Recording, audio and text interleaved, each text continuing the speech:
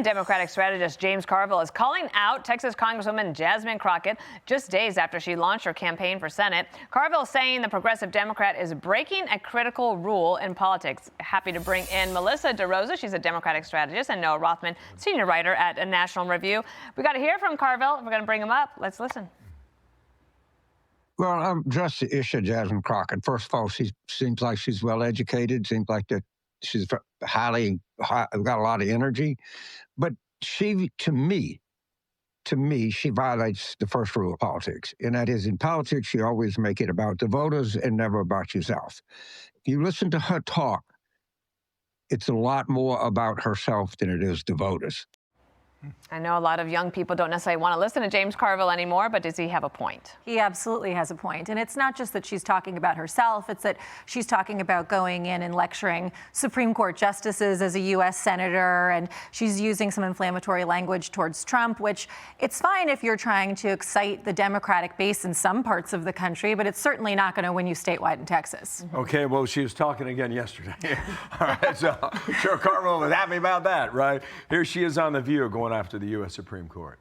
When it comes down to whether or not they have to finally have some ethics about themselves, because they are the only justices in this country that do not have any ethical guidelines, or whether it is literally that we just are bringing them in and we are going to have a little conversation with the justices, that comes from only the Senate. Or when we're talking about confirming justices, if we're going to expand the court, or if we're talking about whether or not some of these bad actors that are in this administration, if they're going to potentially be held accountable, you got to have the votes in the Senate. All right, my bad. That was Joy Reid. Maybe she's part of The View someday, but not today. Go ahead there, Noah.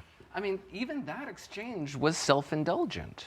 Why go on that forum unless you could say you're trying to appeal to the Texas primary electorate. I don't know what percentage follows that program. I bet it's probably small. Most likely she was there in order to receive the gratification that you would by basking in very friendly attention. Any politician who has statewide or national ambitions is a little narcissistic. Even by politician standards, yep. Her self-regard is astronomical. And to the notion that she's a very smart person, she's probably a very trained politician, but we know this because she is very well educated, and she had a very different persona when she was a much younger figure, not on the national stage. And that's gonna come out when she reaches a general electorate. People are going to ask, who is the real Jasmine Crockett? Mm-hmm. And I don't think we know the answer to that. But she is a fresher face and a newer, younger face. And Michelle Obama was just talking about this yesterday. She would like to see some older members see themselves out. Here's what she said.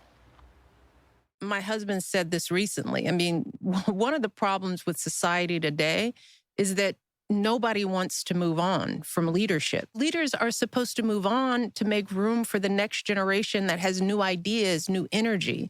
But because there's no place for our senior leaders to go with honor and dignity, I think people hold on too long. Okay, so here's just a list. We can pull it up here for you here for how many members are over the age of 80. There's quite a few of them. How real is this feeling amongst the Democratic Party? You know, listen, when I hear Michelle Obama saying that, I'm not really hearing her, say we should put some of the older members on igloos and send them off to sea. What I hear her saying is really she's talking about institutional players, and that there's this backlash to the institutional players who've been hanging around a long time. Because you know what I don't hear? That same flank of the party saying Bernie Sanders and Elizabeth Warren should go. So I think that really the criticism is about institutional players and more moderate players and bringing in some of the far left voices than necessarily getting rid of some of the But is that a bad idea? From my perspective, if we want to win statewide, if we want to keep the House, if we want to win the presidency, we've got to be appealing to moderate Democrats or moderate Americans. And that doesn't have to do with your age. That has to do with your faculties. That has to do with your effectiveness. That has to do with your vision and your connectivity to voters. You know, Noah, if I heard it right, she said there's no place for our senior leaders to go with honor and dignity. What is that? A senior political home? Whoa. Retirees? She said honor and dignity. Did I interpret this incorrectly? I don't know what she's talking about there.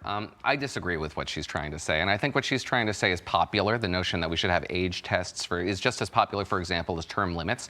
And therefore, I think it's cheap. It's not an unpopular position to say, therefore she's not risking very much. And I disagree with her insofar as I think this is motivated by the Joe Biden situation. But Joe Biden's situation was that he was decrepit. He had lost control of his faculties. That does not describe Bernie Sanders, Elizabeth Warren, Chuck Grassley. Should they be put out to pasture? No. Age tests are just an indiscriminating way of imposing this sort of generational revolutionary shift on the political class that you couldn't otherwise engineer at the ballot box. And that, to me, is a reform that I think would backfire on the political culture. I love having you guys here. Thank you so much. Great stuff. We will keep our honor and our dignity. Yes, we shall. We hope. Hey everyone, I'm Emily Campagno. Catch me and my co-hosts Harris Faulkner and Kaylee McEnany on Outnumbered every weekday at 12 p.m. Eastern, or set your DVR. Also, don't forget to subscribe to the Fox News YouTube page for daily highlights.